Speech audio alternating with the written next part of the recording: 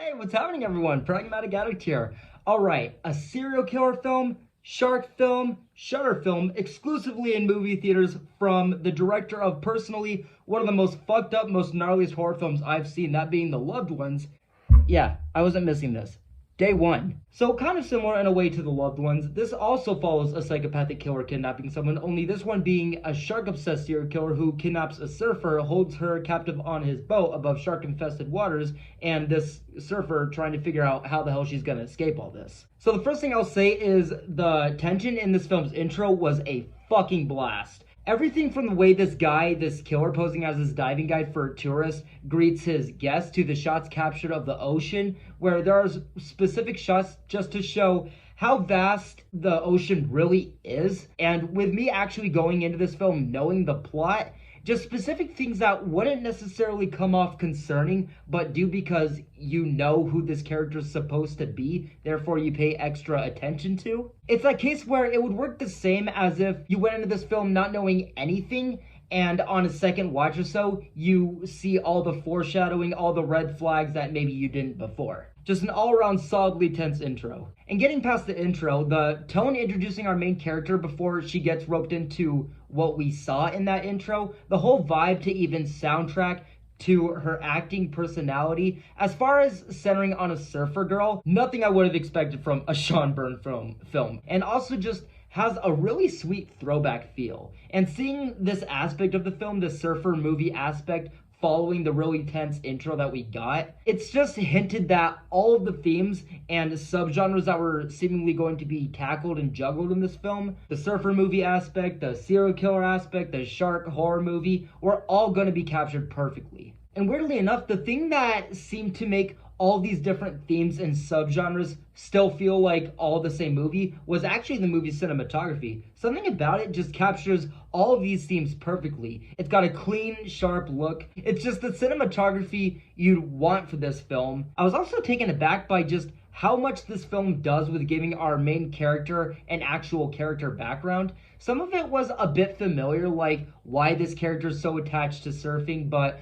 regardless, as far as this character's lifestyle, her story, and the actress's performance, it was never a boring setup. It was still just a solid setup for this character, for a surfer character, and it had me really excited to see this character more once this movie's real shit got into gear. Which, as far as this character getting roped into that, incorporates maybe one of the most effective jump scares I've seen in some time. Because from the opening that crushed it with just tension and no other horror aside from that, I didn't think something like a jump scare would happen. And just how loose this girl's character setup has been up to this point, how long and closely we've followed her, everything about it was unexpected. It was just a perfectly executed jump scare. And just overall how the sequence plays out writing-wise as the introduction for this character getting involved with all this, as well as what we got with the setup for her character in general, it was just a rock-solid kickstart for the actual movie. And going back to some of the more familiar aspects,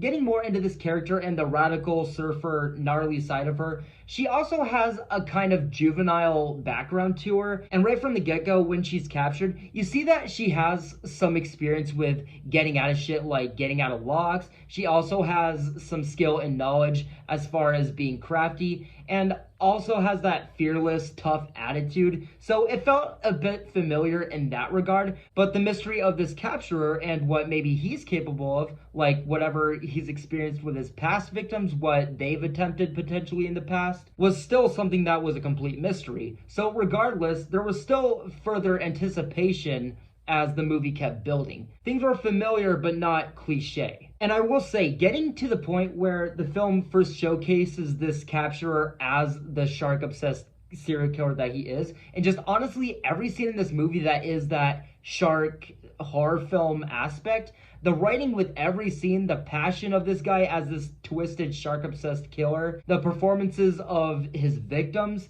the horror and specific shots of the ocean, shots used to show the shark attacks, and the cinematography with all this. Again, like I said earlier, how the film tackles each of its themes and subgenres is rock solid and just a total fucking blast. And I also just had a blast watching this killer's character get fleshed out more, no pun intended, as the movie went on. And like sick serial killers do, and again, him being a shark-obsessed serial killer, just what he gets off on as a sick serial killer, it was new, twisted, and lived up to the disturbing serial killer aspect. And Jai Courtney as this killer, the performance he gives, especially in the film's second half, but also just throughout, probably my favorite performance of the year so far. And overall, I am absolutely going to give Dangerous Animals a positive review. And I'm just going to say it, this is 100% my favorite movie of the year so far. I don't know what I expected seeing this film's trailer. I mean, I was definitely excited for it. I definitely wanted to see it, you know, being a serial killer film, a shark film, coming from this director, being from Shudder and theaters, all that stuff. But I did not walk out of this film saying, that was maybe one of the best shark films I've ever seen.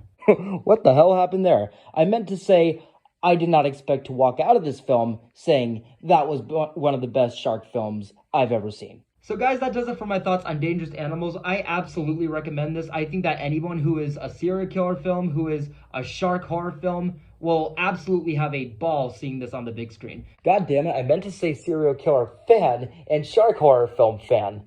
Film and fan, those words always get me mixed up. Okay, no more edits. But yes, guys, a lot of that being said, I'm going to wrap it up here. Thank you guys so much for watching, and I will see you guys in the next video very soon. Take care and have a great day, guys.